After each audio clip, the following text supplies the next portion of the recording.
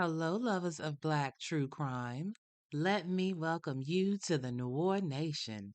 If I asked you to name me three Black serial killers, could you do it?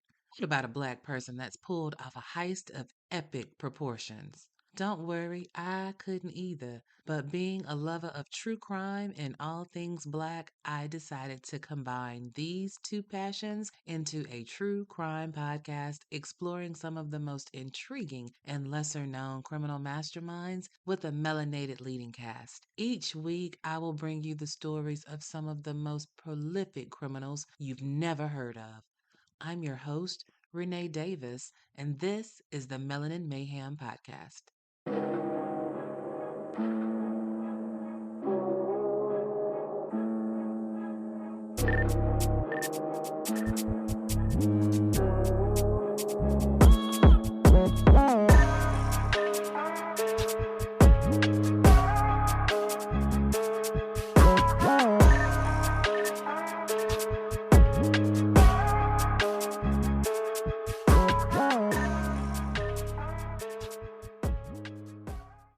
Hello, Noir Nation, and welcome back to another tale of mayhem, melanin style.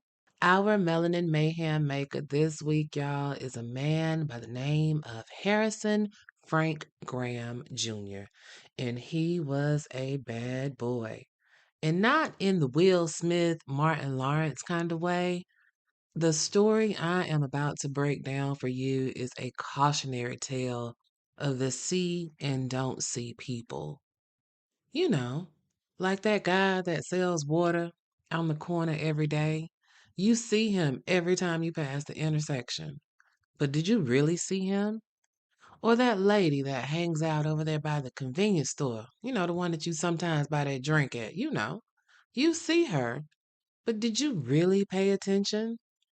As humans, we categorize people every day.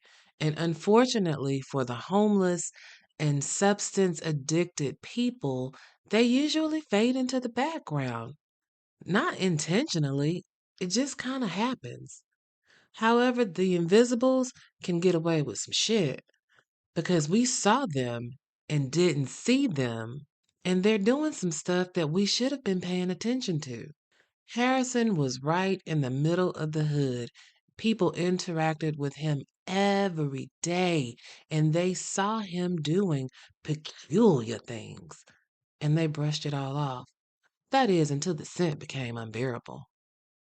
Born October 9th, 1958, to Lillian Graham, Harrison was the oldest of three brothers and two sisters, and his mama raised all of them off of her pay from the factory. Now, we don't know anything about Harrison's pappy.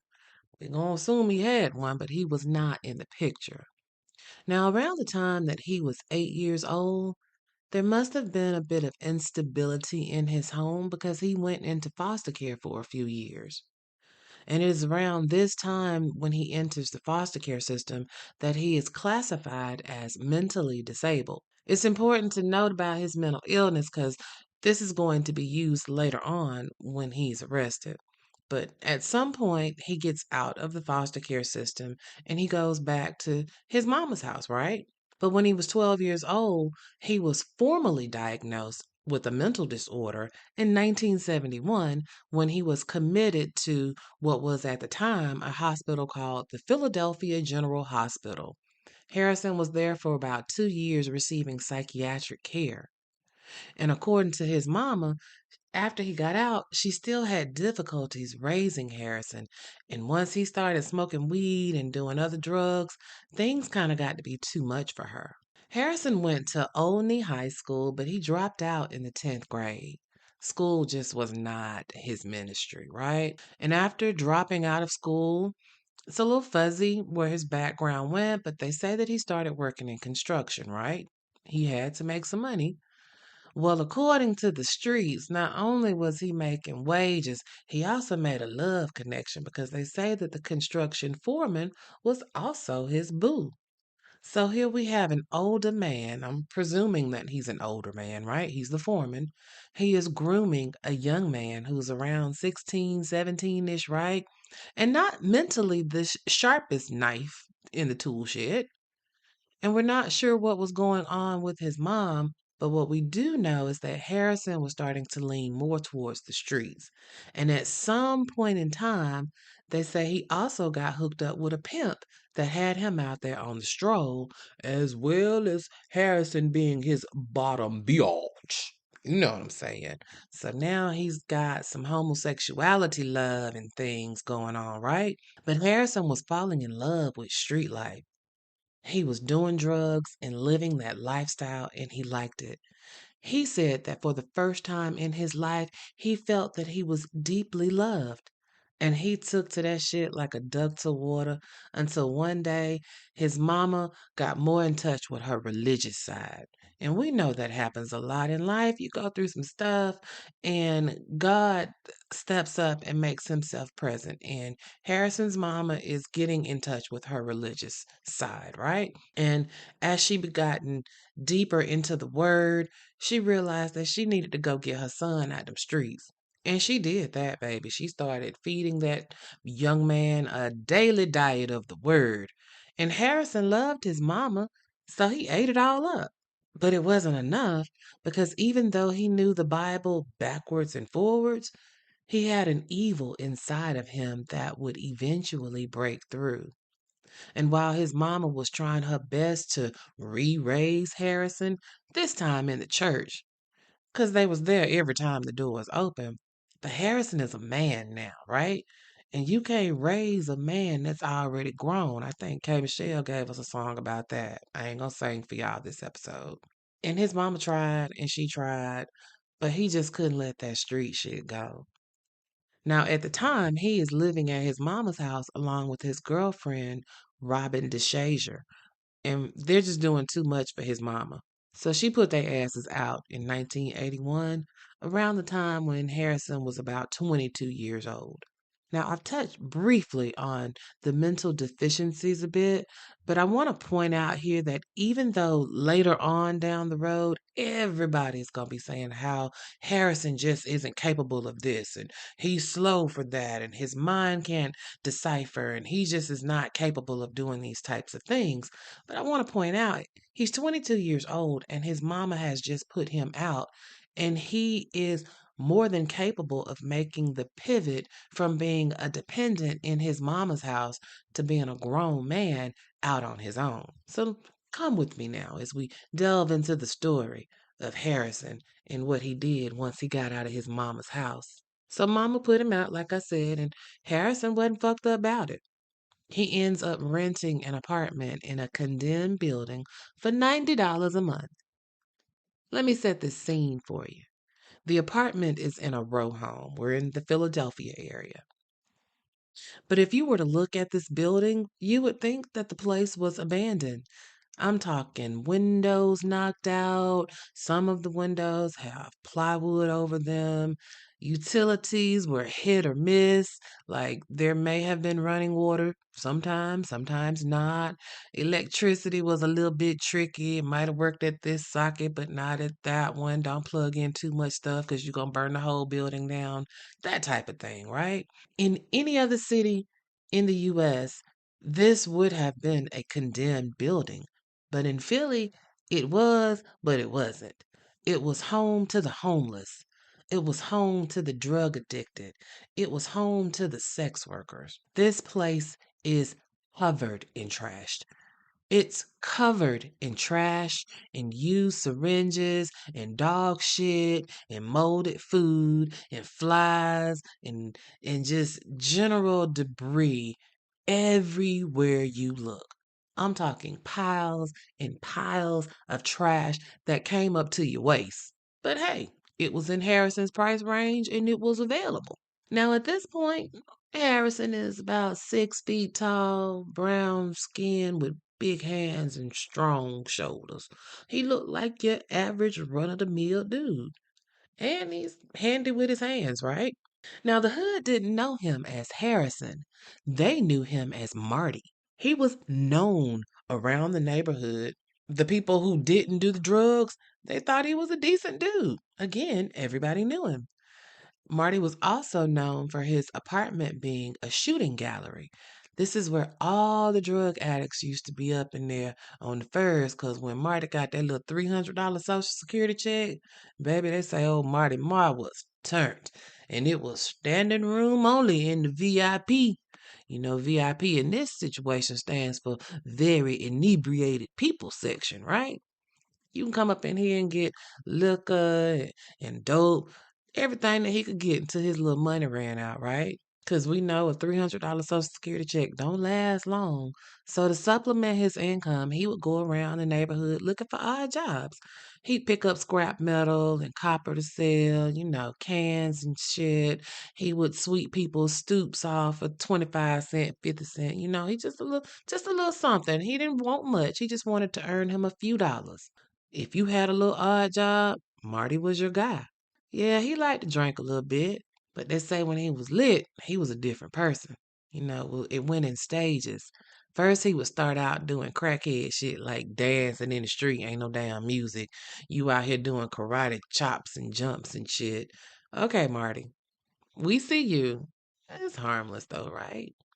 But as he continued to drink and continued to do the cheap drugs that he was able to score on the street, he became like Dr. Jekyll and Mr. Hyde. When he was lit, they say he was mean. He was aggressive. Like chase a bitch down the street with a knife aggressive.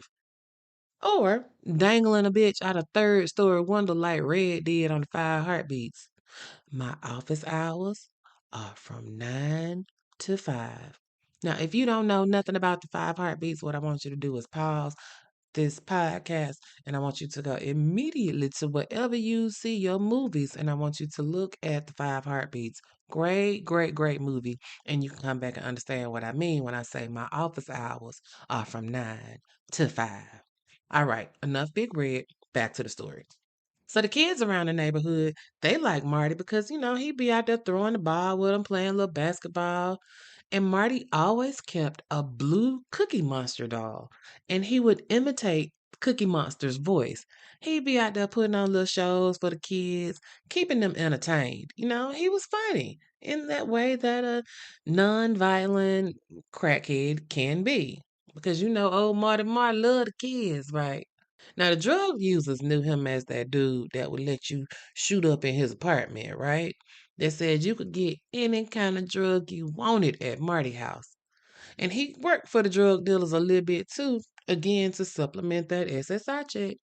Marty was kind of like the go between. People who were looking for drugs would give him their money and he would go and take the money to the dope dealers and then they would either send Marty back with the drugs or they would throw him out the window down to the buyers below. Now the women who were doing drugs in and around Marty, they say, yeah, he got real aggressive with them. He was known to be trying to rape them and beat up on them and whatnot, but they still came back because drug addict. They had a addiction. Marty was able to give them a hit, and you know it's a vicious cycle. Now this nigga kept composition books that were full of pictures that he would sketch out and some of them would be cute, like portraits of a woman's face. And then other times they would be real crude, like dismembered women or women who would have male genitalia attached to their bodies, or they may be decapitated or some shit like that. I mean, neighbors who say that they'd seen these composition books say it was pretty sketchy and pretty scary at some point. Like, one look at the drawing and people would be thinking, this motherfucker is crazy. But nobody said anything because, you know, it's just Marty. And everything is going fine until neighbors in the building start complaining about a horrible smell coming from Marty's apartment up there on the third floor. And on August 9th, 1987, after exchanging words and probably a few threats to open up a can of whoop ass, Marty was asked to leave. Your house think you bringing down everybody's vibe. You got to go, Marty. And so Marty was like, okay, I'll go. But before I leave, I need to handle some things in the house. And they say Marty went back into the apartment and then they hear hammering. Marty has nailed shut the bedroom door of this two-room apartment, right? So the landlord's people are there to put Marty out. Marty's like, look, I left some stuff in the back room, but I'm going to come back and I'm going to come get it. And then he did. And so the landlord's people are like, okay, stink up in here, but they're going to, do a look see right quick just to make sure they can report back that Marty is indeed gone. Well, like I said, Marty had nailed shut the bedroom door, but where the doorknob should be, it wasn't there. So there was a hole there where that knob was. And so they looked through the hole, and between the smell and the sight of what looked like a body, they got the hell up out of there and called the police. Somebody else needs to come take a look at this. So the police come to figure out what the hell is going on at 1631 North 19th Street in Philly. Officer Pete Scalantino answers this call. And when he pulls up, he is sure that somebody is dead because of the smell, right? So he goes into the building and he goes into Marty's apartment, and the walls in the kitchen area have women drawn on the walls with blood streaks through them, right? That's not ominous. And so he gets to that door that's boarded up, and it's got the name Marty written on it. I guess that means that this is Marty's room, right? So Officer Pete Scalantino sees that same hole and he looks through it, and he does see the same thing that the guy saw. He sees the body of a naked black woman. She appears to be dead. Now, about this same time as he is looking through this door, the medical examiner gets there. And him and Pete, Officer Pete, they bust the door down, and the smell damn near knocks them out. And now that the door is completely open, they can see a woman clearly is over here dead. Now, this room is covered in trash and shit, and there is no electricity, so it's dark. But even though it's dark or dim, I should say, they can see that there is another body lying among the debris. I know they had to be like, oh shit, what the fuck is going on here? Like they knew that this area was good for a drug overdose, right? But this didn't seem like this was the case. In their gut, it felt like something a little bit more sinister was going on, right? And so now the police have got to go through every single inch of this place to see if there are more bodies. And indeed, there are. Now, we've seen the body through the hole in the door, right? This is a bloated, discolored body. And now that they are in the room, they see this second body, and it's right here next to this mattress that apparently somebody is sleeping on, right? So they are digging through newspapers and old clothes and rags and just all kind of trash. And then they find a third body. It's about 3:45 in the afternoon. Like, what in the hell? Three bodies and we ain't even made it to 5 o'clock yet? But this body, unlike the other two, it was a skeleton, right? More skeleton than actual body. And even though it was skeletal, it still had pieces of the clothing that the deceased person had been wearing when they died. And they would eventually use these clothing fragments to help them determine the identification of this victim. Now, the crime scene techs are there. Mind you, this is a small apartment, and it is just crawling with people trying to get all of this filth out this room because they know that there are more secrets that are yet to be found. Now, I don't know if this would fly today, y'all, but they say that they just started throwing shit out the window to help them clear the room. Broken furniture, clothes on top of clothes on top of clothes. They just chunking the shit out the window. I wonder, I watch a lot of CSI and FBI and all of the alphabet boys. I'm good for a good old crime scene. I love that shit. But I just wonder, if this house of horrors had been found in the northern area of Philadelphia, would they have been treating it the same way, right? Just tossing shit indiscriminately out the window. But either way, I mean, they've got to clear the room so that they can see what else is there. And they are clearing the room, and they do indeed find yet another body under more mounds of trash. This time they find a mummified body that's been wrapped in sheets. Now, this is body number 4. They just found this 2 hours later since the last body that they found. I'm sure at this point, They was like, man, it's gonna be a long fucking night. So they're clearing out the trash. They're clearing out the trash. This 2-room apartment. We're just in one room. They have finally made it to the mattress. Mind you, it's after 5 p.m. and they are just now getting to the mattress in this bedroom. They lift that mattress up because it's a mattress and some shit and then another mattress. So they lift up the top mattress and surprise, more trash. Okay, we used to this by now. So they're again still throwing out trash. But mixed in with that trash is a fifth body wrapped in sheets that they found around 5:30 p.m. And judging by the state of this body, it's been here for a very long time. It's been there so long that they couldn't tell if it was a male or a female. It's been there so long in between these two mattresses that they starting to think, is this dude sleeping on top of a body? Like him and anybody else that he brought up in there to do drugs and have sex, they're doing it on top of a mummified corpse. Like, ew, nasty, nasty, nasty.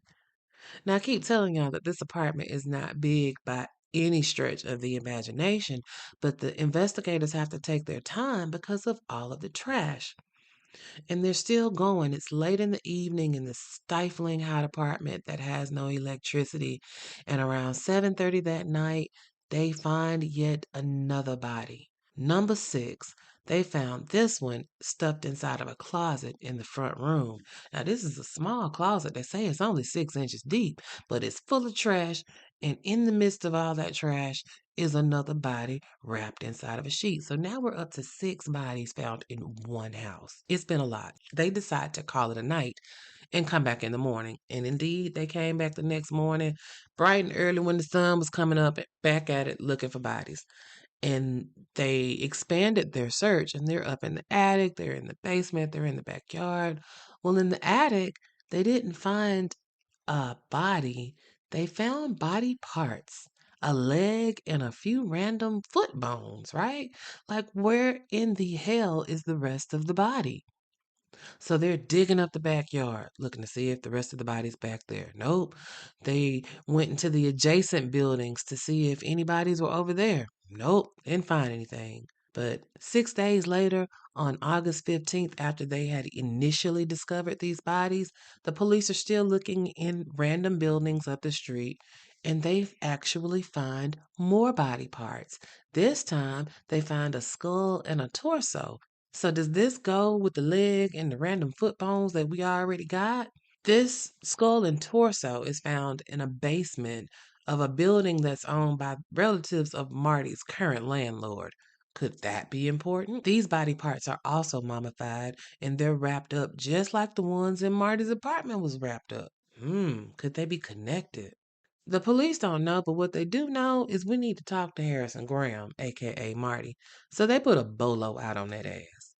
And at this point, all they want to do is talk to him, and they're looking at possibly charging him with the crime of abusing a corpse, right? But they need to get him in custody and question him to determine if there's more serious charges that are necessary. But they can't find Marty.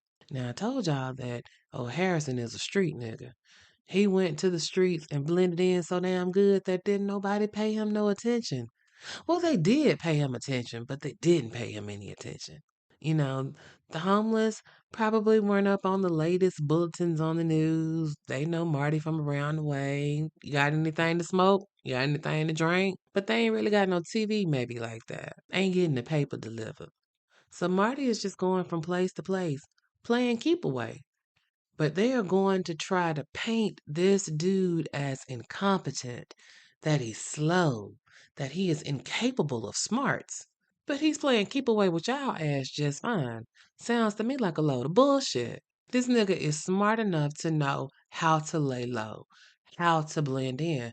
Because again, people are seeing him and not seeing him and remembering that they saw him, and then they call in the sightings. He was seen on a bus.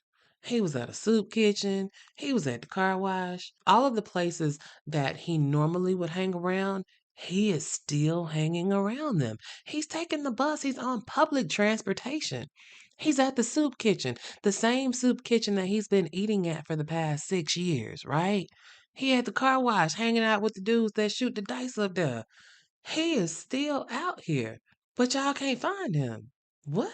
Well, the police, while they're not able to find him at his regular hangout spots, they are questioning everybody who knows Marty, including his mama Lillian, to see if there's anything that she can tell them that's going to help them locate her son. Now, you remember Marty used to stay with his mama until the drug use and shit got him kicked out, which is how he ended up over where he is now, or where he was then, not now. But mind you, at this point, Marty is 29 years old when all of these bodies were discovered. So they're talking to his mama, right? And asking her all kind of questions, and she tells them that since Junior been out the house, she don't really see him like that. The last time she saw him was around, New Year's Day this year, New Year's 1986. So that's January 1st, 1986, which was like 8 months ago. And when she saw him, he was telling her that he had a baby on the way with a girl named Mary. And that was the last time she had physically seen him, but she did talk to him on the phone a few months ago. And, as he was catching her up on his life, he told her that the baby didn't make it and him and his girlfriend had broken up. But, even though Marty's mom, Lillian, says that she hasn't been in his life up close and personal like that, she and the rest of her kids are adamant that he could not have done these atrocious things that the cops are saying that he did. They said, Junior is meek. Junior's so mild-mannered. Junior don't even like death. He wouldn't even go to our grandmama's funeral because he didn't want to see her dead. This is preposterous. Y'all got the wrong person. That's not Junior who y'all talking about.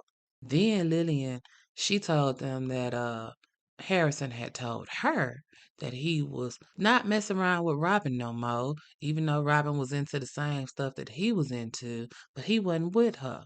But again, his mama doesn't believe that her son has killed anyone, but she also knows that she has got to help him turn himself in so that he doesn't get hurt by the police. And while the police can't locate him, Harrison did what many criminals do. He called his mama. He called his mama on August 17th and asked her to bring him some food because he was hungry. He said that he was tired and that he was broke and he was tired of walking the hot streets by day and sleeping in vacant houses at night. And he was out of cigarettes. So his mama did what mamas do. She took the city bus to where he was and she stopped along the way and bought him a hot dog and a pack of honey buns and an orange soda. And then she went to her son and talked to him about turning himself in.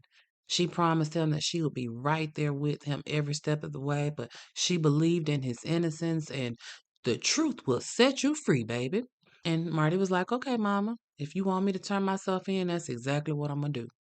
So his mama went to a payphone and she called the detectives and told them where they were. And they stood on a street corner waiting on the detectives to come and pick them up.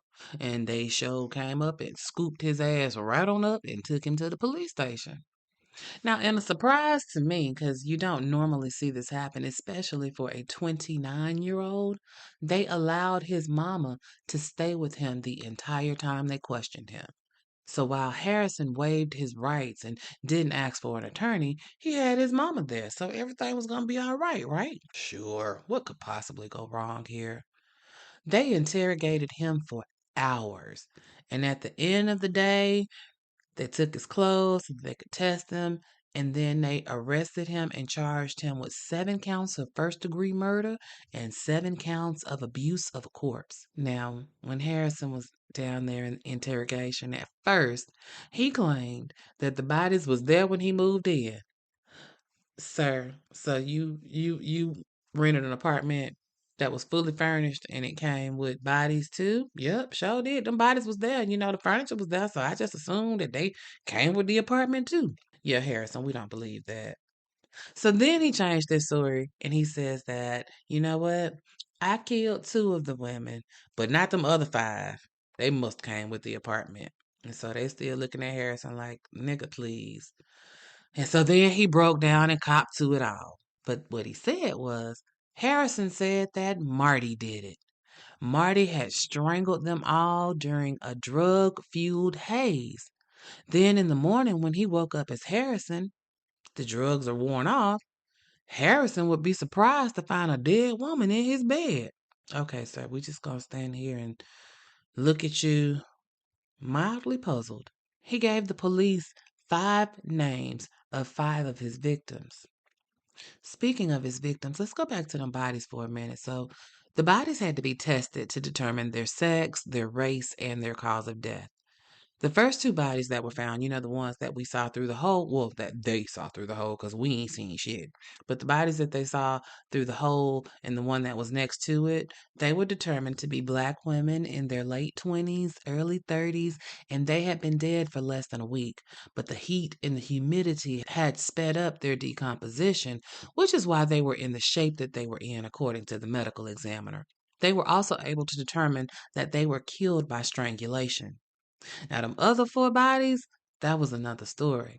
Because we were talking about a mummified corpse, they had to bring in an anthropologist, baby, to analyze those bones to determine any kind of information as to identification or to see if they could figure out what a cause of death would be. Now, one of the bodies had a broken hyoid bone. So, broken hyoid bones, that means strangulation. So, we've got 3 down and 4 to go as far as cause of death.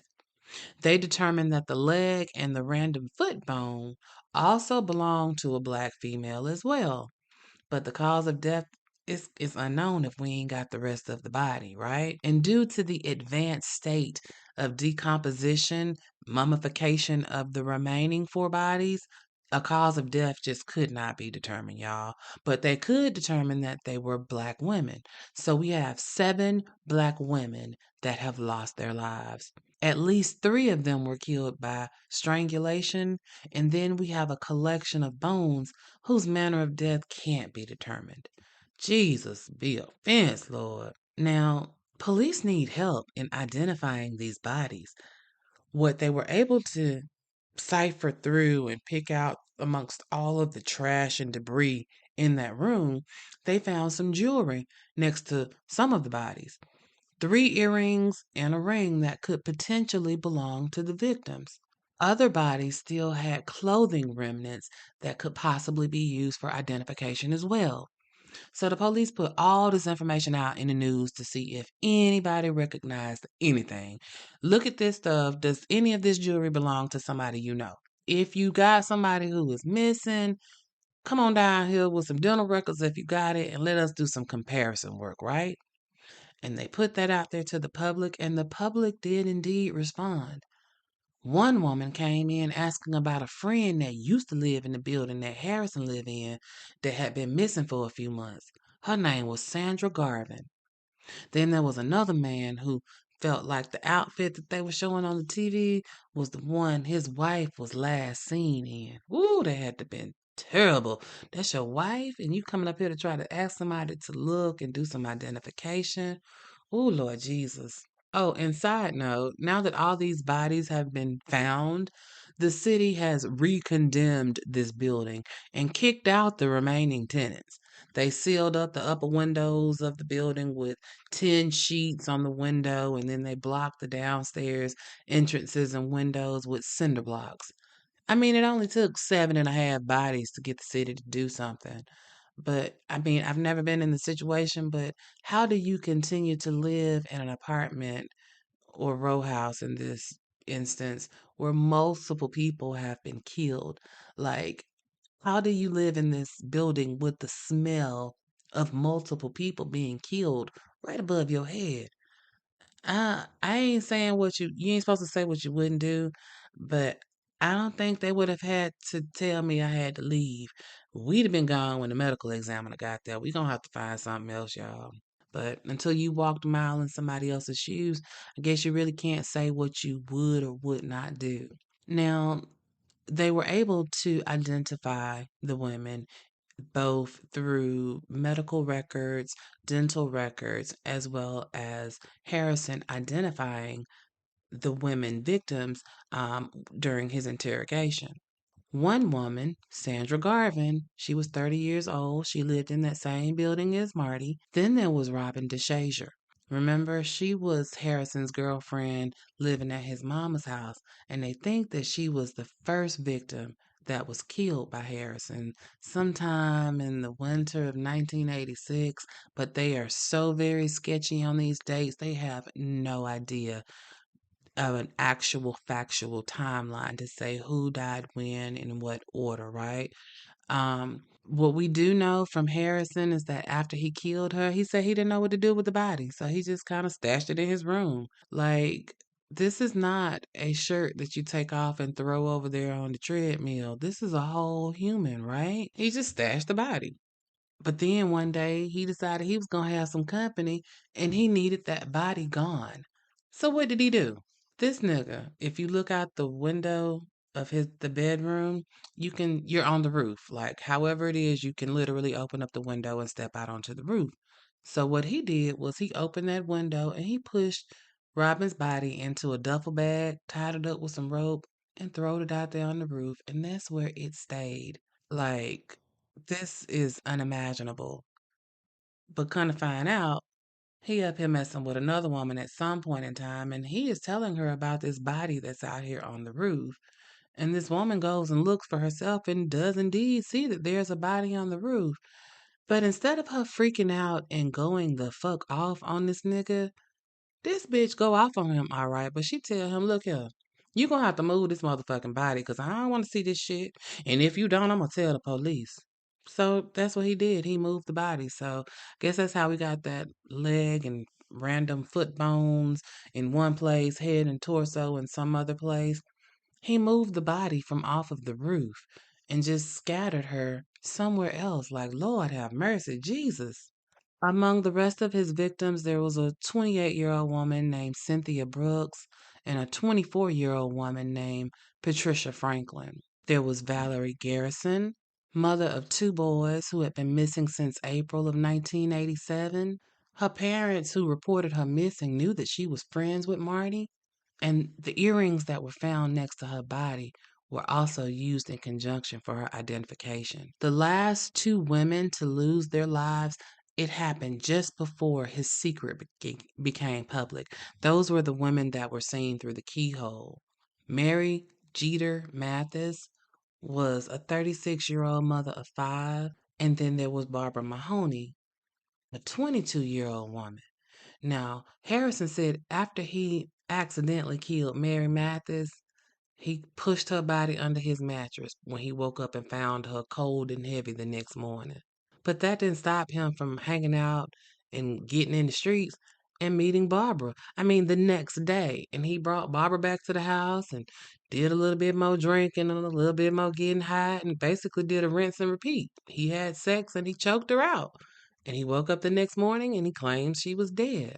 But according to Harrison, it really wasn't him that was doing the killing. See, it was all Marty. Marty was the one that liked to get high and have sex with randoms. He was the one that got off on consensual sex and then killing the woman during the sex. And then Harrison says he would wake up in the morning and be surprised by a dead body in the bed with him. But he said once it started happening, it was on. I bring up on each episode how we are discounted out here in these criminal streets. And it was evident that this was the case during this investigation. The police were only paying attention to IQ scores for whatever reason, and the color of his skin, surprise. But when they got Harrison in that interrogation room, they were so surprised at how well spoken and articulate Harrison was. They thought this nigga was illiterate. Why? 'Cause he a hood nigga that sleep with corpses? This dude read the Bible from cover to cover since he was knee high to a butterfly. They found that he was artistic. In the many breaks between questions, he would be over there just sketching out the faces of his victims. Beautiful portraits of people that he's killed. But he dumb, right?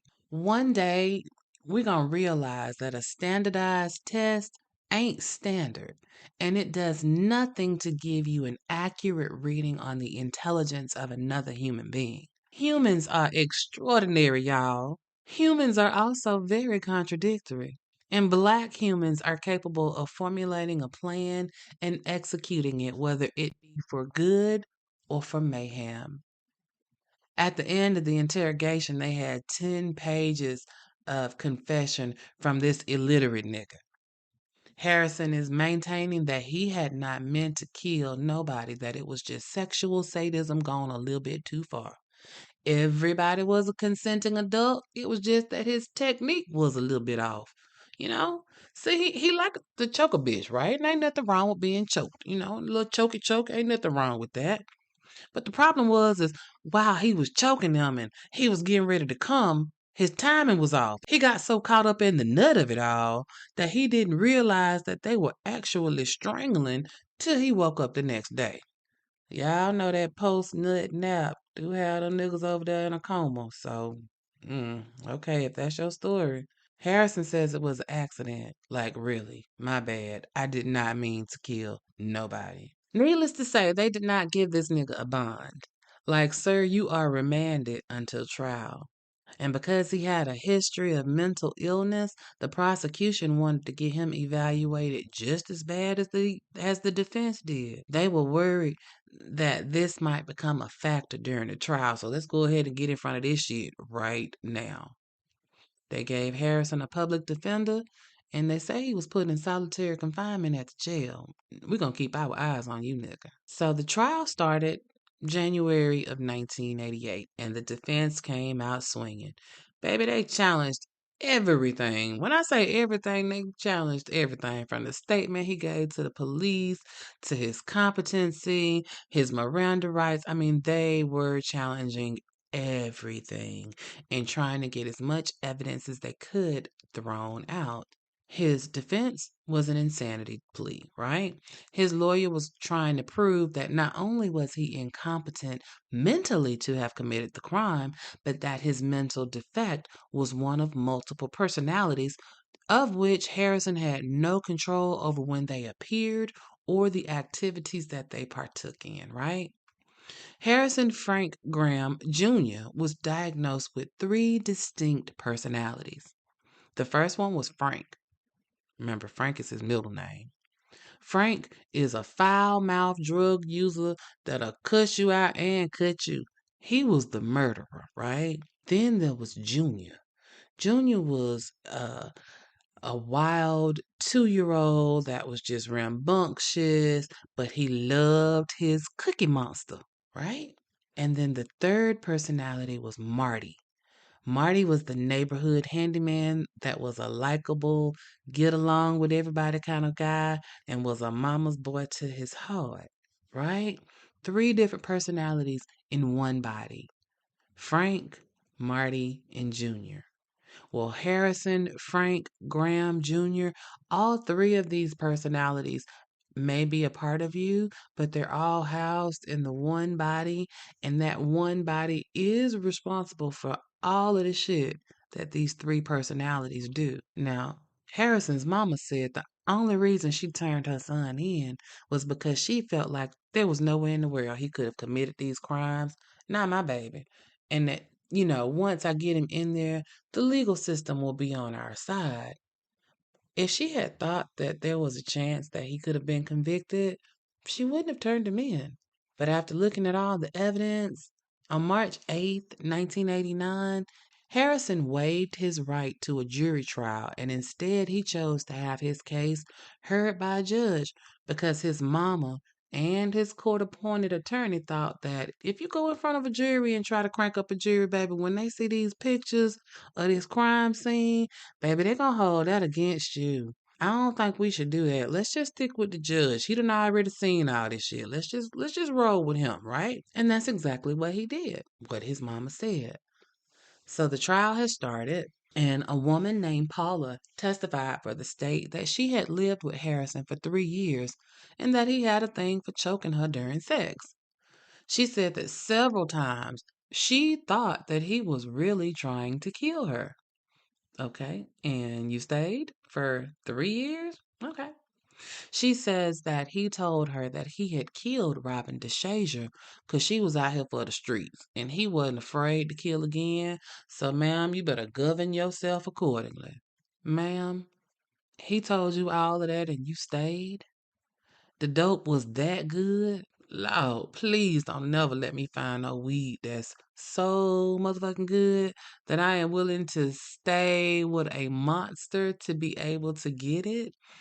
I don't want it. Just no. I'll smoke parsley. I just can't do it. Again, I have talked about how people who have actual factual knowledge about some real serious bullshit, and instead of reporting it to the authorities or rallying the community, a blind eye is turned instead. Like, how many women could have been saved if this live in girlfriend had sounded the alarm on her boyfriend to kill her? Paula also testified that Harrison had told her that he liked to do the nasty with them corpses, otherwise known as necrophilia. Ill, once again. And again, bitch, you stayed? Now, when Paula said that he liked to get busy with them dead bodies, Harrison jumped up out his seat and called her a big, bold-faced, black-ass liar. But Paula paid him no mind and kept right on talking. She said that he would barricade her ass in the apartment and rape her anytime he felt like it when he was high. Eventually, she said she was able to break it up with him and move out, but they remained friendly. Ain't no motherfucking friends. How in the fuck is we gonna be friends and you done told me you killing motherfuckers? I can't. But they friendly, right? She says that she went back to the apartment one day to go visit her friend and she smelled a foul ass odor. But the Harrison told her, don't worry about that. That's just a little sanitation issue I got going on because the water ain't working and I'm using a bucket for a toilet. He also told her, whatever you do, don't you go in that back bedroom for nothing unless you want something real bad to happen to you.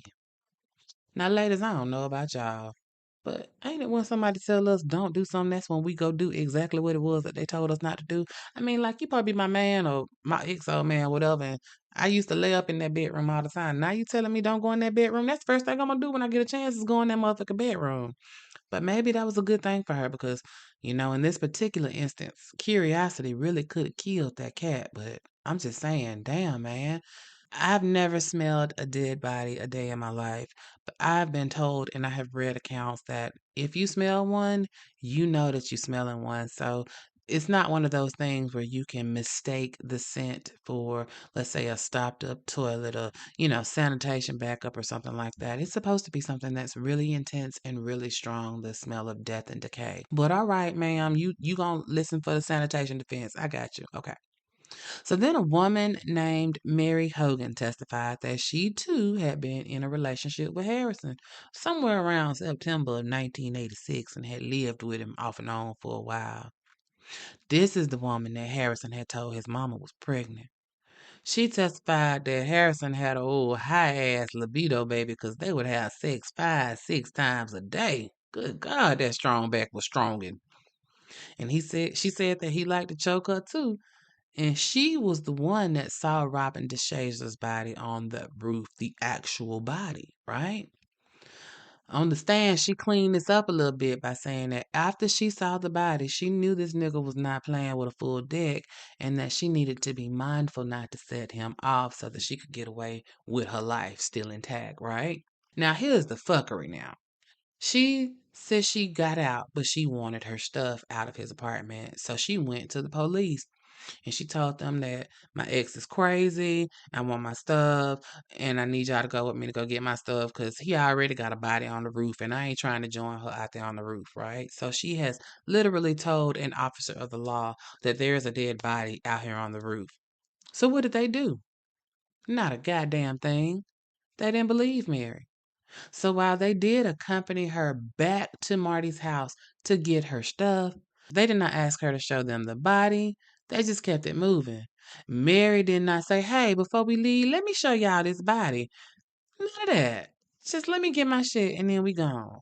The last thing before Mary got off the stand, she said that, I ain't never loved Harrison. This nigga was just something for me to do.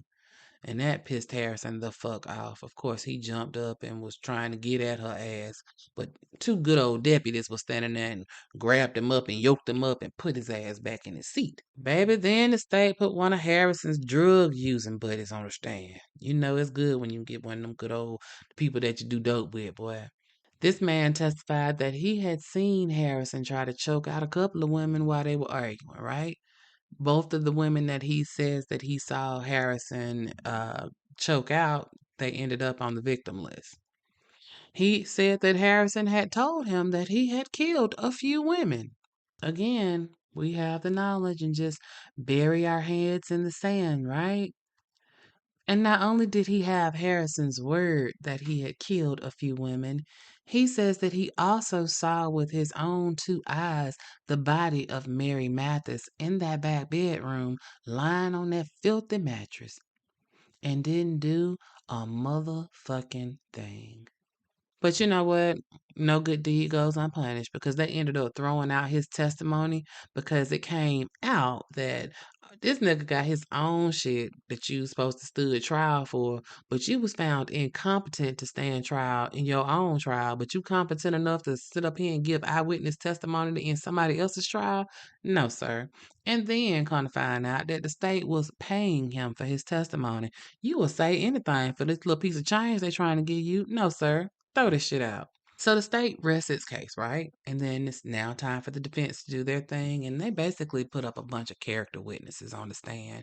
You know, they had his foster mama up there, and she was testifying that he was slow and he was incapable of taking care of himself, and he was a troublemaker in school, and he also suffered from nightmares. They put a psychiatrist on the stand that testified that Harrison was incompetent. He only has an IQ of 63. Well, so many character witnesses can only go so far in the face of 7 dead bodies. So, in one last gasp attempt, the defense tried to put forward several alternate theories during their closing arguments. The first one was that, hey, these women were known drug addicts, and they probably died from a drug overdose. And Harrison didn't know what to do with them, so he just left them there. They died from natural causes. Or maybe the landlord, he was kind of shady. Maybe he is the murdering murderer that knew Harrison was not mentally capable of knowing what he was up to, and he was the one that killed those women and framed Harrison. Y'all don't like that one? Okay, what about this? Maybe because Harrison was such a prolific drug user, he might have strangled them women in a drug haze and hadn't realized that he had killed them. It was accidental. And you can't condemn this man to death for 7 accidents. He didn't mean that shit. Sure. The judge found him guilty on all counts of first-degree murder and abuse of a corpse. Once the judge found him guilty, do y'all know what Harrison said? This dude says, "Can I have my Cookie Monster back now?" Because they had kept the Cookie Monster doll that he was known to be with as evidence. He wanted it back. He said he slept with it. Nah, baby, you're not getting Cookie Monster back. So he's been found guilty. He's not really having much of a reaction. He's back in court May of 1988, get ready to face his sentencing. And the judge did a lot of creative sentencing here. I think that the judge took into consideration Harrison's mental capacity, his mental state. And so the sentence that he laid down covered all the bases, but there was some mercy thrown off in there. So in May of 1988, Harrison was sentenced to 6 consecutive terms of 7 to 14 years. Think about it. If they gave him 14 years max, 14 years times 6 consecutive terms, that's 84 potential years, right? He then got 6 death sentences and 1 life sentence. But here's the caveat. He was not to be executed, to not have the death sentences served out until after he had served the life sentence. Well, if he's can't be put to death until after he served life, you've basically just given him a life sentence. Again, I'm assuming that this was the court's way of showing mercy to his mental competency, right? We're going to give you some death sentences, but we're going to make you serve a life sentence before you serve out the death penalty. So off to prison Harrison goes. He's in prison in Pittsburgh and he is acclimating to being an inmate. He is now studying religion, right? And after a while, he gets ordained as a minister. This that same dude that they said couldn't read and write, right? Oh, okay. I just wanted to make sure that we were talking about the same dude. So he's serving his time, and in 1994, his case gets submitted for a routine review, and lo and behold, they found that the way the judge structured his sentence was illegal. And the Pennsylvania Supreme Court said that, look, you get a death penalty, you serve the death penalty. We don't want to hear nothing about this life first and then death. And so they said that the death penalty that he received at his sentencing was to be reinstated, and we need to move forward immediately with getting him to the death chamber. And so an execution date was scheduled for December 7th, 1994. Well, normally in a death penalty sentence, immediately after the sentence is handed down, the appeals start. Like some of them are like immediate or automatic, right? But because Harrison, while he received death penalty, but he was not going to be on the death penalty track. He was going to be on the life in prison track. His lawyers didn't put in any appeals because they really felt like he got a really good deal. But now that they're now saying that he's now got to serve his death sentence immediately, now they got to file these appeals. And woo, baby, they was coming left, right, and sideways. So much so that they were able to push the death date back from December 7th, 1994 to August of 1996. But in the meantime, in between time, there are more delays and more delays. And then there are challenges about whether or not he's competent, the way mental illness plays in. There was a law that was passed that said, mentally disabled people cannot be put to death. So it was a whole bunch of changing laws and interpretations of laws that really had this thing mired in red tape, right? And so, fast forward to December 20th, 2003, 15 years after his original sentencing, they finally determined him to be incompetent to be executed and that we just work with the life sentence.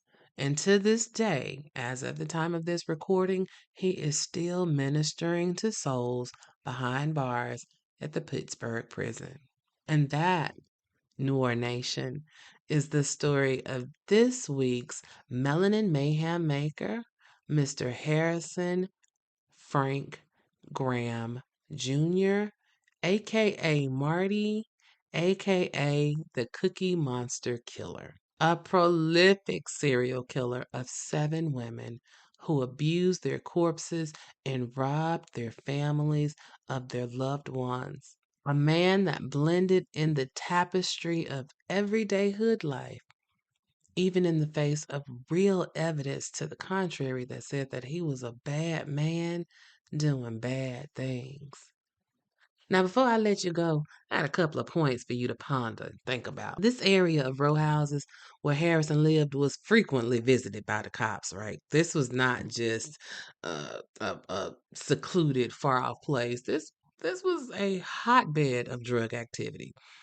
And also there were other people who lived in this neighborhood, people who didn't do drugs. They lived there too. This was not a deserted ghost town. And again, I told y'all I ain't never smelled nobody, but it's my understanding that it's a very distinct smell, not like your ordinary unbathed sewer rotting food kind of smell, right? So why didn't anyone say anything any sooner, right? He was killing for a while to be able to have mummified bodies in the house. People were in that house every day, shooting up drugs, getting ready to have sex, just finishing up having sex, just shooting the shit, whatever the case may be. Why didn't anyone report something? The cop on the scene that day said he knew that smell the minute he hit the scene. Well, there were other officers in and around that vicinity all the time. Why didn't they pick up on that scent? Or, how about this, y'all? The police were called on August 9th, right? And they called off their search for more bodies around August 16th. So they spent about a week and some change on this case as far as the discovery part. But the majority of that time was spent looking through the building where Harrison actually lived. And they looked at the building right next door and on the roof and in the yard, but there were plenty of buildings around that they needed to look at. And considering that Harrison had lived in that neighborhood for 6 years, what are the chances that there were more bodies? Why didn't the police do a more extensive investigation? I know why. My thought is because the victims were black women with a penchant for using drugs, right? No harm, no foul. You don't need to look too deep, right? And lastly, Harrison's house was one of many shooting galleries on that block. But by all accounts, his building was always the place to be if you were into that kind of shit. They said people were in and out of that house, that building, all day and all night. And that building also had people living there. Some of the neighbors in the surrounding areas, they didn't think that Harrison could have done this alone with all of those people that were living there and nobody saw nothing, nobody smelled nothing. But I'm gonna hit you with this. In June of 1987, 2 months before the bodies were discovered, bounty hunters went in that apartment looking for Harrison, trying to serve a bench warrant for a failure to appear. And they claim that they searched that apartment looking for Marty. Why didn't they see or smell something funny? Because at that time there were at least 4 bodies in that apartment. I don't know. It seems kind of suspect to me, but that's just me talking. It could be something different. I don't know. But I just thought I would leave you guys with a couple of points to think about, give about. Maybe we'll have a forum discussion on our Facebook page or something like that, y'all. But anywho, as always, I truly hope that you guys have enjoyed this episode of Melanin Mayhem. I hope that you guys found this today's podcast interesting and informative. If you did, go ahead and drop your girl a review and tell me all about it. And after you do that, what I need for you to do, I need you to tell a friend, tell a coworker, tell your neighbor, tell them over at the church, over at the pool hall, wherever you are and you around people, tell them all about the Melanin Mayhem podcast and tell them to join us over here with the New Orleans Nation. And also, guys, I love to hear from y'all. I'm getting these emails. So please, you can drop me an email if you have a melanated baddie that you'd like for me to do an episode on. You can find me at the Melanin Mayhem Podcast at gmail.com. You can also reach out on any of the socials, Facebook, Insta, and X. I am working on getting me something on YouTube as well. We are Melanin Mayhem Podcast, Melanin Mayhem Pod, or the Melanin or at Melanin Mayhem PC, depending upon which social media site that you are on. You guys, it has truly been my pleasure to bring you this story. Until next week, stay safe, stay vigilant, and remember, y'all, if you stay ready, you ain't got to get ready. Namaste, New Orleans Nation. It's one love, and we out this thing, baby.